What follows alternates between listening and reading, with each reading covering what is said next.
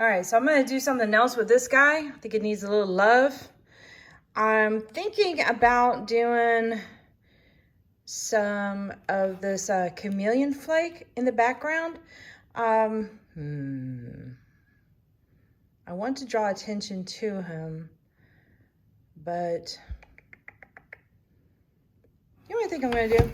I think I'm gonna use it as a highlight in some of these areas and just do some nice brush strokes. I think that would be fun. And then bring it into the circle area around it.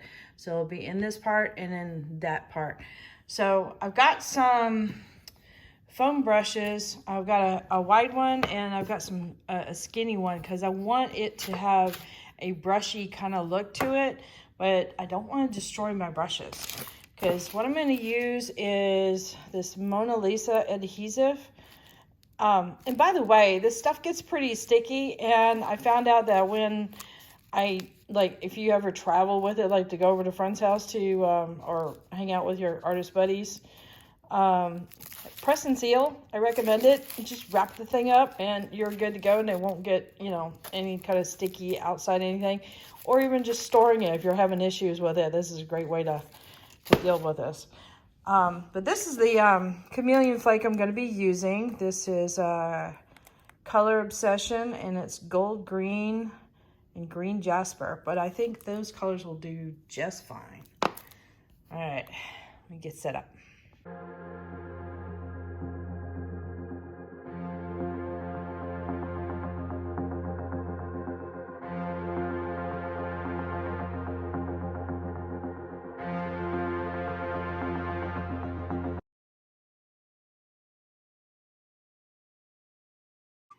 So today I'm gonna be working with this guy. He needs a little extra love, maybe a little bit of bling, but we're gonna play with this and this. Okay, so, howdy howdy, this is Clara Lawrence. Okay, now we're gonna get busy. All right. So I got two sizes of brushes, primarily because if I do detail work inside the horse's face, I want to be able to have a little bit of control with the brush strokes. It's making funny sounds. And the reason for me using the foam brushes is I don't want to destroy my nice brushes. So, yeah. I'm not sure if I have to shake that or not. I think it's more habit than anything. And I also decided to put it on a plate too because I don't want to dip the brushes in there. That'll work. Sticky stuff. So what you do is you apply a layer of this stuff to your surface, let it dry, it becomes tacky. And then when you put the flakes on top, it kind of grabs the flakes. So that is it in a theory. All right, you see okay? Yes, you're in camera. Okie dokie. Now, what you can't see is said plate. But imagine me dipping brush into plate and you're good. Let's see, am I even gonna do a wide brush? I don't know. All right, we're doing the small brush all the way around because I'd rather have control than not. And if it means a little extra work, I'm okay with that. So what I'm just looking for is just some brushy strokes.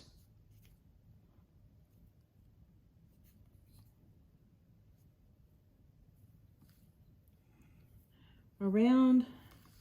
And then this will be one of those things where I put it off to the side to let it dry. And then it's going to be tricky to find out where the heck the glue is. Okay, now I'm primarily going to be using just the corner to see if I can do some lines in here. And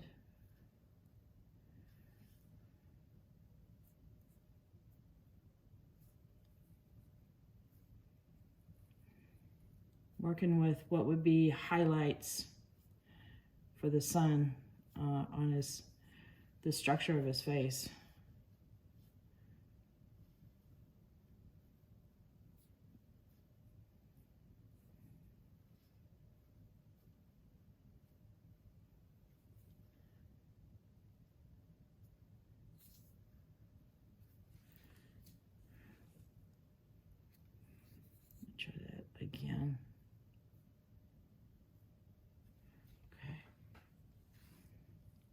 take a little bit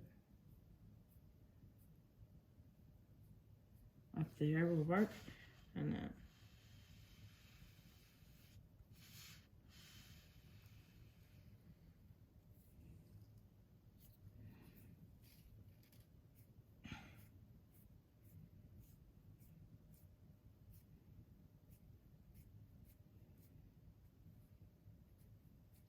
all right.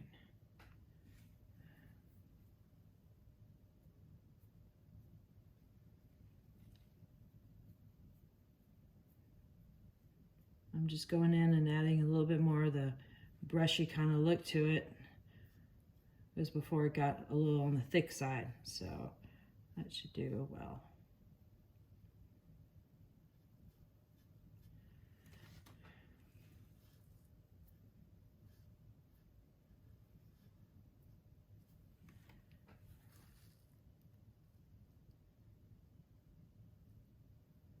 A little bit of highlight there.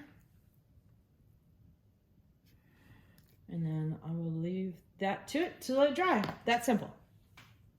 All right, this guy is dry, and let's see. It is tacky to the touch. It's even a little bit of a fingerprint, but it's not coming off on my finger. So we are ready to proceed with the flakes. Time to make a mess. All right, I got you in a little bit close here. I just find that the easiest way to do this is just pinch and kind of scatter the bits over. Super light stuff. It will get in the air really, really easy. All right.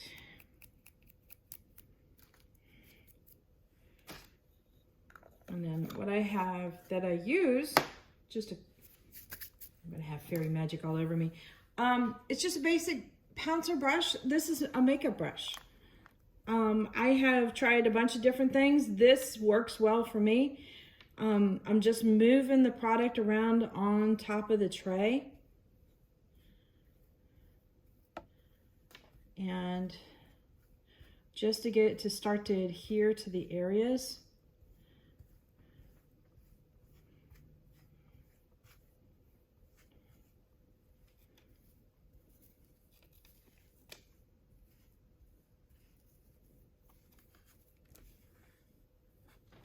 And come out of the hole of my tray. All right, let me back you guys out so you can see a little bit more what I'm doing here. Okay. Now all I'm trying to do is make sure that I've got flake everywhere where there is adhesive.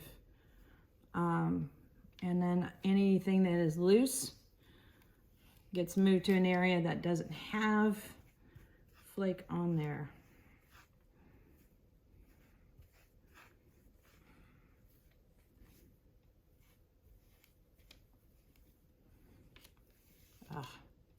This gets everywhere. Just letting you know. When I'm done with this, I'm gonna go take this outside and burnish the tar out of it. And yeah, the flakes are gonna fly. But I found this the easiest way for me to do this, and I am happy with this. Okay, so I think I have flakes everywhere where they need to be. Now, because of the dense nature of this brush, it allows me to pounce on it and really push it down into the adhesive and kind of burnish it a little bit at the same time. And no, I don't use these as makeup brushes. They are in the studio to live. But yeah, you never know. You try different types of things that, even though it may not be an artist thing, it might work better in the studio for a particular type of thing. Meaning like this makeup brush works really well for me for tapping down foil and stuff.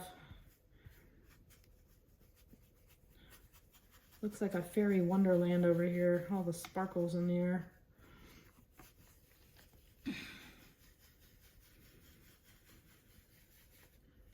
If I can, I might want to see if I can tilt this over and put it on a paper and see if I can transfer it back to the container, but flake is usually really hard to do that with because it's so light. All right, I think I've got it. Let me get up and look down.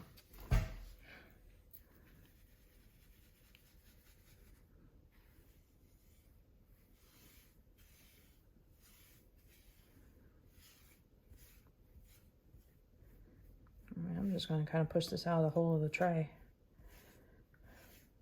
Might as well use my exit to my convenience.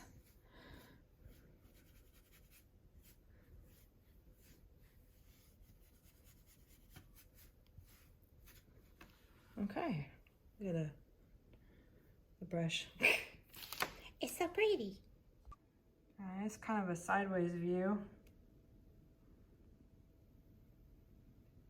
But it did really well, I think. Even got a little bit in the eye.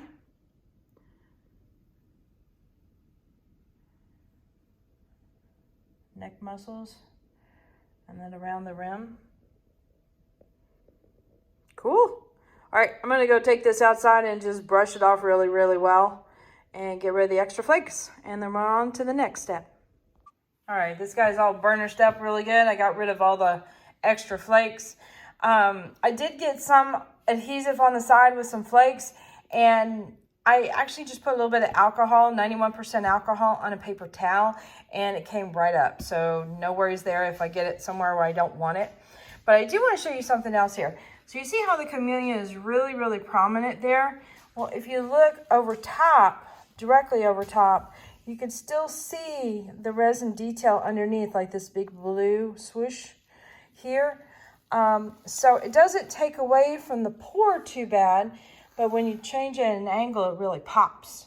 So that's kind of a fun little thing. All right, now mix up some resin. Okay, it is time to put a flake coat on this guy. Now I know I've got little bitty bits of the foil, like you can see in the background. I'm not worried about it. I'm just gonna add it or treat it as if it's like adding a glitter to the resin. So it'll get picked up, get dispersed, and I'm cool with that. So I'm using Stone Coat Art Coat resin for my flake coat. It's my go-to resin. I'm okay with that.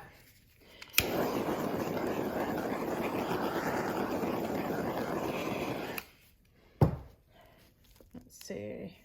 I always double check my gloves to make sure they're not super messy before I start working with resin on my wooden trays. Because I'm a bit of a slob. But you could tell this is a fresh batch, how fast it's moving and such.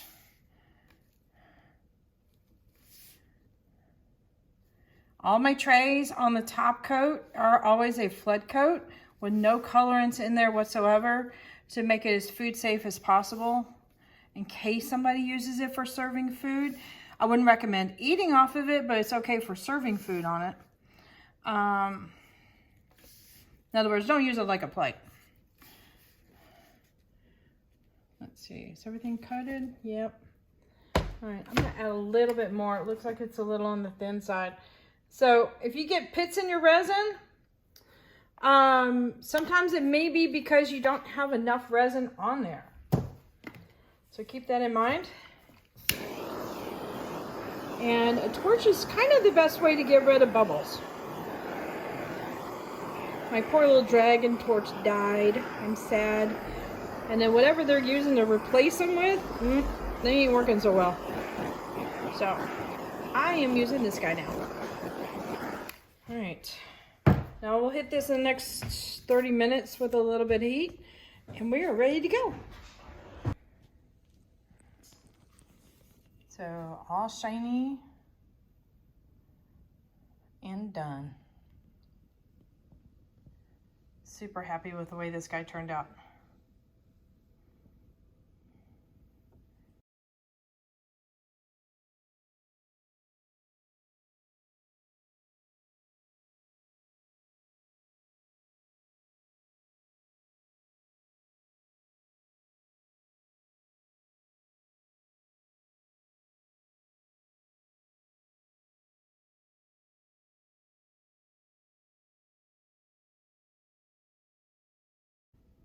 All right, hit that like button, hit the subscribe button, but definitely hit the bell to get notified next time I put a video up. Check out the links in the description below for my Amazon store, which is basically a link smorgasbord. I put them in categories like alcohol ink and resin and canvases and such like that. Hopefully I'll make it easier for you to search out what I have been using. And all my colors, like this flake that I used here, I get from Artist Till Death. And their link is down there too, as well as a coupon code. There you go.